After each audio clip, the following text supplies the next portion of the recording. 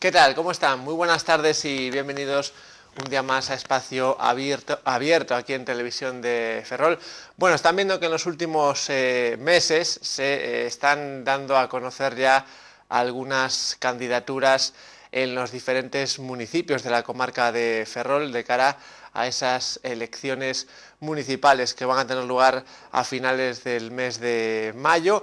Y hoy pues queremos hacer hincapié en ese asunto en concreto con una candidatura que es la del Bloque Nacionalista Galego en la ciudad de Ferrol, cuya primera parte de esa lista de candidatura ya ha sido presentada recientemente en la propia ciudad, en un acto celebrado en el centro Torrente Ballester, y hoy tenemos la suerte de tener con nosotros al cabeza de lista de esa candidatura del BNG en la ciudad de Ferrol, que también es portavoz del BNG, Iván Rivas. Buenas tardes. Hola, buenas tardes. Bueno, hablaba yo de esa parte de la candidatura, primera parte ya presentada de la candidatura del BNG. ¿Cómo definiría, señor Rivas, esa primera lista, esos primeros 5 nombres, ¿no? Bueno, eu creo que esta é unha candidatura que reflexe da pluralidade e a diversidade de todo un proceso que últimamente concretamos nunhas asambleas abertas nas que podía participar toda aquela persoa que estuvera interesada, pero é o reflexo tamén de todo un traballo de 3 anos nos que estivemos desde o Bloque Nacionalista Galego participando en todos aqueles movimentos sociais, todas aquelas reivindicacións que nesta cidade se teñen desenvolvido en este período. Eu creo que esa diversidade e esa pluralidade teñen en común unha cousa, e é que creen nesta cidade, consideran que temos moita capacidade de desenvolvimento para o futuro, que é unha candidatura ademais que cree que esta cidade e este país teñen un futuro e que ademais creen que este futuro pasa por desenvolvelo desde aquí. Con este factor común constituímos este primeiro tramo da candidatura que en dados obxectivos está formada por un 60% de mulleres, por un 40% de persoas que non forman parte do Bloque Nacionalista Galego como militantes. Eu penso que iso é o exemplo de cales son os criterios que temos establecido para conformar o conxunto da candidatura e que en un período de tempo breve ampliaremos o conxunto da candidatura. Hablaba ahora de que efectivamente hay personas que no estaban, digamos, ligadas, ¿no?, al BNG en un inicio. Puede llamar la atención quizás ese a lo mejor cambio de forma de pensar, ¿no?, en cuanto a las personas que pueden conformar la lista del BNG. Non, eu considero que o principal desta candidatura é o feito de que todas as persoas que están integradas nela, como digo, teñen un obxectivo común, teñen un factor común, creen que esta cidade e este país existe, creen ademais que é necesario que tomemos parte activa para o desenvolvemento futuro desta cidade e deste país, e ademais queren facelo desde a propia cidade, creen que ninguén de fora vai vir a resolver os nosos problemas e é fundamental, por tanto, ser proactivos en conseguir estes obxectivos.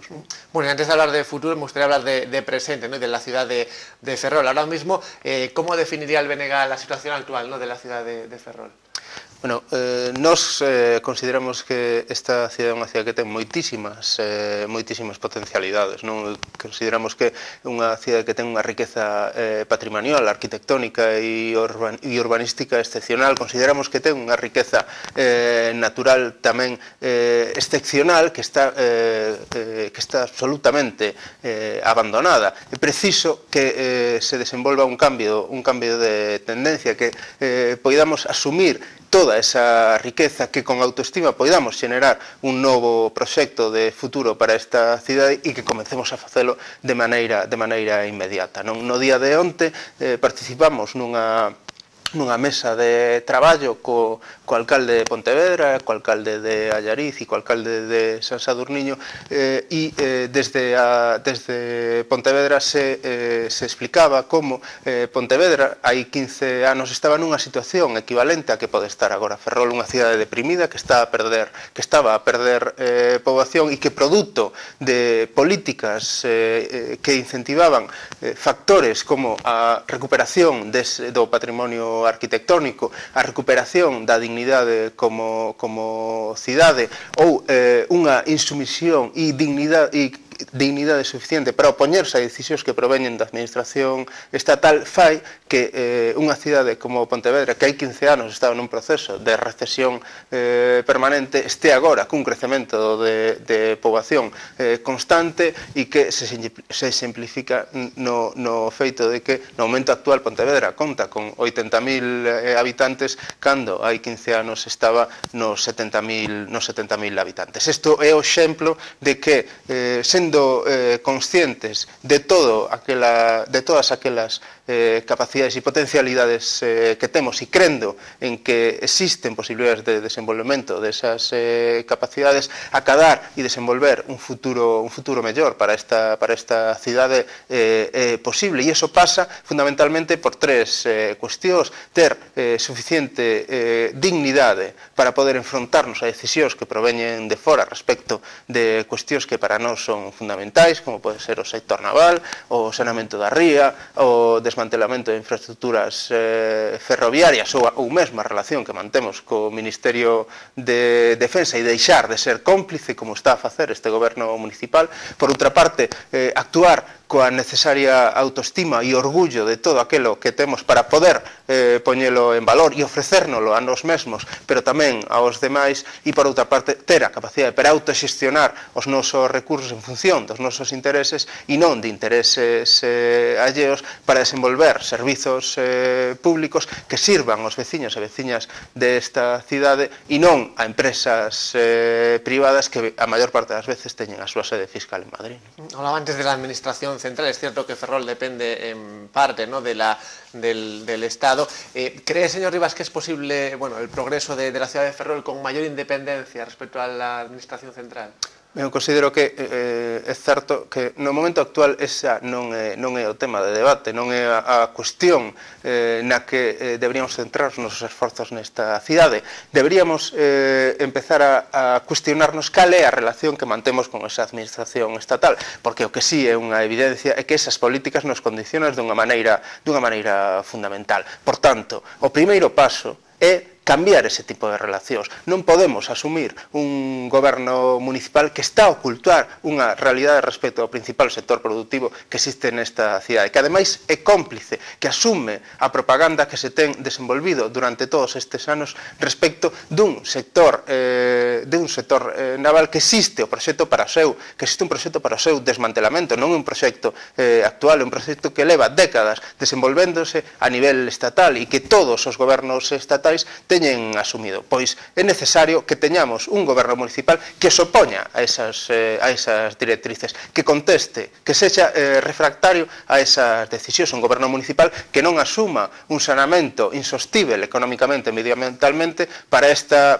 cidade, e que ademais sexamos nós, os veciños e veciñas desta cidade, os que teñamos que pagar unha infraestructura que ten carácter estatal. Un goberno municipal que non permita o abandono permanente de todas aquelas propiedades que existen no Concello de Ferrol, propiedade do Ministerio de Defensa, e que sexa connivente con todas esas decisións. Pois ben, necesitamos mudar esa relación. Volvo a poñer o exemplo da cidade de Pontevedra que debatíamos no día de onte. Si a fábrica de papel Ence sae da ría de Pontevedra é porque existe un goberno municipal no Concello de Pontevedra que ten unha directriz clara, e é que a ría de Pontevedra ten que ser unha ría saneada e non pode permitir a existencia dunha industria como esa nesa ría. Pois ben, si Ence sae da ría de Pontevedra é porque existe un goberno municipal de carácter galego e de carácter nacionalista. Pola mesma razón, creo que si o sector naval vai a volver a ser o principal sector productivo desta cidade, será cun goberno que pense, cun goberno municipal que pense en función dos intereses dos veciños e veciñas desta cidade, a pesar de que é evidente que a competencia e as decisións últimas respecto dese sector non se toman no goberno municipal, ¿no? Bueno, hablando de ese sector, ¿cree que debe ser este sector, el naval, el que lidere la recuperación económica, o hay otras opciones, ¿no? Deberíamos que esas otras opciones, bueno, teniendo en cuenta un poco la situación actual, ¿no? Ben, eu creo que non hai alternativa ao sector naval. Todo aquilo que se diga é falso. Nunca esta cidade e esta comarca estivo menos diversificada industrialmente e económicamente que no momento actual. Para poder acadar unha diversificación industrial, unha diversificación económica, é fundamental ter un sector forte. No noso caso é o sector naval. Sería absurdo que como galegos e como galegas e como ferroláns renunciemos a desenvolver un sector que ten unha capacidade de desenvolvemento tecnolóxica inigualable, ten unha capacidade de diversificación creando industrias auxiliares ao seu redor que non ten comparación con outro sector e que ademais temos as infraestructuras para poder desenvolvelo e temos os recursos humanos para poder facelo. É inasumível que desde esta cidade renunciemos a ese sector productivo. Agora ben, non podemos tampouco estar permanentemente lamentándonos de todo aquilo que se toma, de todas aquelas decisións que se toman fora desta cidade, a pesar de que temos que ter claro que a nosa referencia productiva e laboral ten que basarse no sector naval. Por eso é necesario que, acompañando a esas reivindicacións permanentes e tendo un proxecto claro para a cidade basado no desenvolvemento dese principal sector productivo, empecemos a acometer políticas destinadas a potenciar a cidade en base aos seus recursos, en base, como comentaba antes, a súa potencialidade arquitectónica, a súa potencialidade cultural, ao recoñecemento de un pasado que continúa oculto e se nos quere seguir ocultando, e poidamos empezar a asumir que a realidade desta cidade ten posibilidades de cambiala e que asumamos tamén que ninguén, como comentaba antes, ninguén virá de fora a resolver os nosos problemas, e ou somos nós os que asumimos a responsabilidade de facelo, ou o que quedará para o futuro non é máis que o baleiro. Bueno, y hablando del naval, por hablar del presente de este sector, hay que hablar, por ejemplo, de ese flotel en marcha, de la confirmación del buque de acción marítima. Ahora se acaba de terminar el veto en Fene también, ese encargo de Iberdrola para el parque eólico en Alemania. ¿Cree que está cambiando a mejor el sector naval, señor Rivas, con estos contratos, ¿no?, ya confirmados y algunos en marcha ya? Ben, eu creo que, un pouco como adiantaba antes, o que existe é unha política de propaganda permanente, non? E o que máis me preocupa e o que máis me asusta que o alcalde desta cidade e este goberno municipal asuman esa política de propaganda cando eles son conscientes de cal é a realidade. Os informes da empresa, os informes de xestión da empresa Navantia deixan claro cal é o proxecto para o sector naval nesta cidade. Se vai desenvolver un proceso de reestruturación que até este momento se ten paralizado por un real decreto que se aprobou a nivel estatal, pero que seguramente despois de que pase este período electoral se iniciará ese proceso de reestruturación. O baleirado de gradas dos asteleiros da ría de Ferrol é recurrente ao longo de todas estas décadas e ao longo de todos estes anos. O proxecto do flotel se viu e se ten explicitado que era un bluff donde parte de esa carga de traballo xa se derivou aos asteleiros do sur. O proxecto de Iberdrola está basado na construción dunhas estruturas metálicas que pode desenvolver calquer tipo de carpintería ou de empresa de construcións metálicas. Nada ten que ver co sector naval. É unha maneira de decir que un asteleiro como de Fene vai deixar de dedicarse a desenvolver o que sabe facer, que non é máis que barcos e traballos vinculados ao sector naval, para dedicarse a facer estruturas metálicas metálicas que non cubren nin os máis índices mínimos de reposición de postos de traballo. Estamos a falar de un pouco máis de 200 postos de traballo, cando aquí xa houbo unha primeira reestruturación en toda a empresa auxiliar que traballa ao redor do sector naval. Hai que lembrar, ademais, que eses traballos que se van a desenvolver nada teñen que ver co levantamento do veto á construción naval civil, porque non son construción naval. E hai que lembrar tamén que eses informes da empresa Navantia afirman que o que se quere facer é convertir os Asteleiros do Sur no referente respecto de eólica mariña a nivel estatal. É dicir, non existe ningún proxecto industrial a medio prazo ou a curto prazo para desenvolver o sector naval nos asteleiros da ría de Ferrol. O feito de que se continúen avalando proxectos propagandísticos como é a construción desas estruturas metálicas para os jackets nun proxecto que son 1.500 millóns de euros no seu conxunto, dos cales estes asteleiros reciben exclusivamente 90 millóns de euros para a súa xestión, evidencia que non hai ningún tipo de obxectivo futuro e que a previsión a curto prazo é desenvolver un novo proceso de reestruturación nos asteleiros da ría. Desde o Bloque Nacionalista Galego eso é inasumível, e o que lamentamos moito e o que estamos constantemente denunciando é a hipocresía dun goberno municipal que, coñecedor desta realidade, está a avalar, como digo, proxectos que non teñen ningún tipo de viabilidade futura, ¿no? Bueno, y hay una reivindicación, ya por terminar este asunto del naval, de los trabajadores desde hace varios años, ¿no? Ese dique flotante, que también ha sido polémica entre los principales partidos, ¿no? Partido Popular y Partido Socialista. El BNG, ¿qué posición tiene respecto a esa demanda del dique flotante? Nos consideramos que o dique flotante é unha infraestructura necesaria para estes asteleiros, unha infraestructura máis, pero o problema fundamental non está no dique flotante, o problema fundamental está en cal é o proxecto industrial que existe para os asteleiros da ría de Ferrol e para os asteleiros incluso a nivel estatal. O Estado renunciou á construción naval. O Estado español renunciou á construción naval por decisións que tomaron en relación con outros estados da Unión Europea. Renunciou ao sector naval, como renunciou ao sector leiteiro, como renunciou ao sector gandeiro, renunciou ao sector naval porque non é un sector estratégico para o Estado. Algo que para os galegos e para as galegas é estrutural e é fundamental para o desenvolvemento da súa economía, como é o sector naval, para o Estado non é. Ese é o que temos que cambiar. Temos que cambiar esa idea. O que temos que facer é que o sector naval sexa un sector estratégico, que a nivel estatal se asuma que é fundamental para o noso desenvolvemento social e para o noso desenvolvemento económico pular por un complexo integral da construción naval que se adique ao ámbito das reparacións con dique flotante se é necesario, que se adique á construción naval civil, agora que xa non hai un veto instalado sobre os asteleiros da ría. Para iso é necesario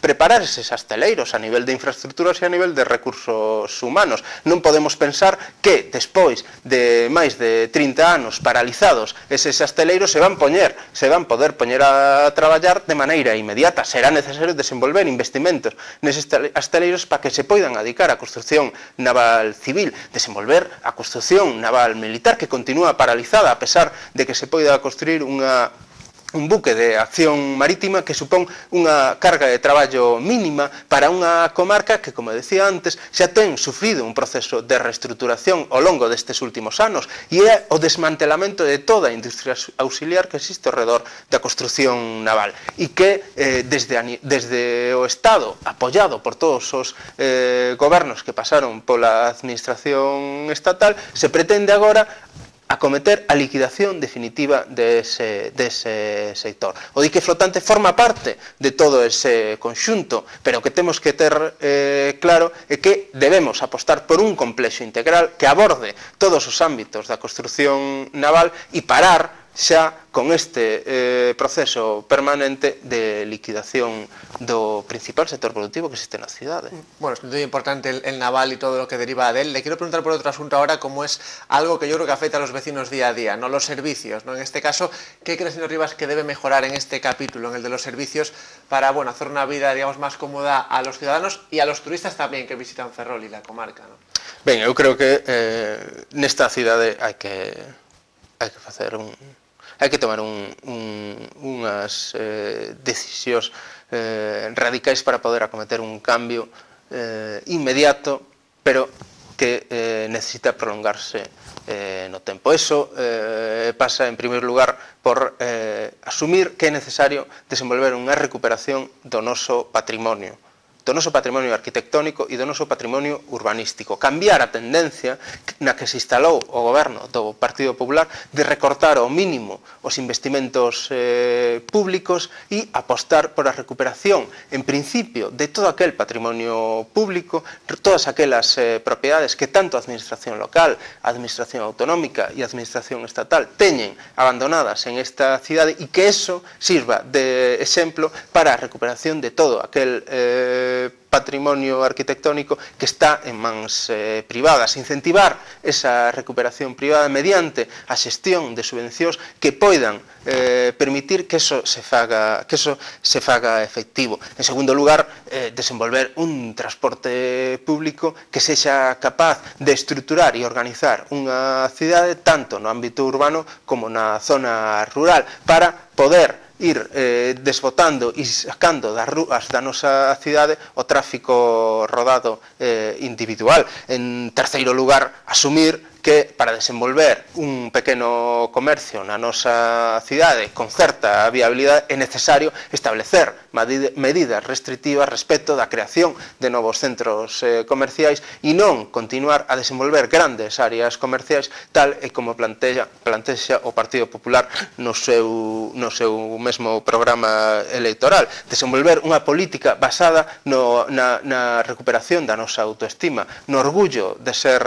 galegos e galegas, no orgullo de ser ferroláns, que se pense a cultura como un proceso participativo e non como un proceso contemplativo no que recurrimos sempre a artistas ou representacións alleas a esta cidade e que os servizos públicos que se xestionan por parte da administración local se faga en función dos intereses dos veciños e veciñas desta cidade. Estou a referir con isto a, por exemplo, a recollida de lixo. Non ten sentido que continuemos externalizando un servizo sin que haxa ningún tipo de obxectivo final para reducir o volume de residuos que se xeneran nesta cidade, que limitaría e aminoraría os costes que supoñen levar ese residuo a incineradora de Sogama, que desenvolvendo unha política con o obxectivo da reciclaxe e a compostaxe permitiría un aforro económico, permitiría unha mellora medioambiental para esta cidade e aumentaría o número de empregos que existen nesta cidade vinculado a prestación dese servizo. Este exemplo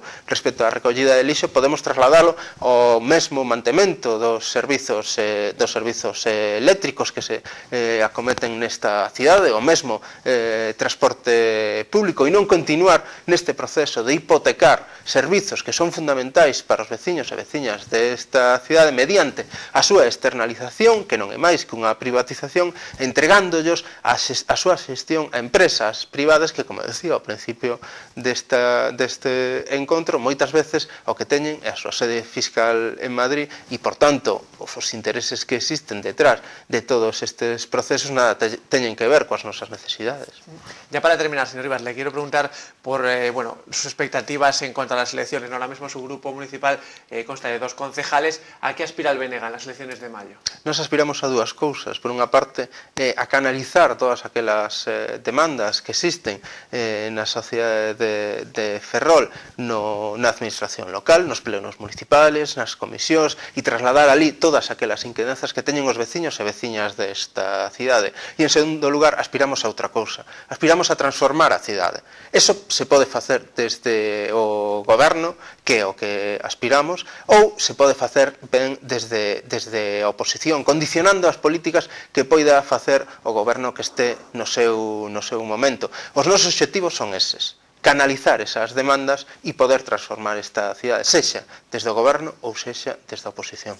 Bueno, pues candidato del BNG a la alcaldía de Ferrol y portavoz del partido en el Concello, Iván Rivas, muchas gracias nuevamente por haber estado aquí esta tarde con nosotros. Muchas gracias a vos. Y a ustedes también, gracias como siempre por su atención. Ya saben que este y otros programas los pueden volver a ver cuando quieran en nuestro canal de televisión a la carta en YouTube.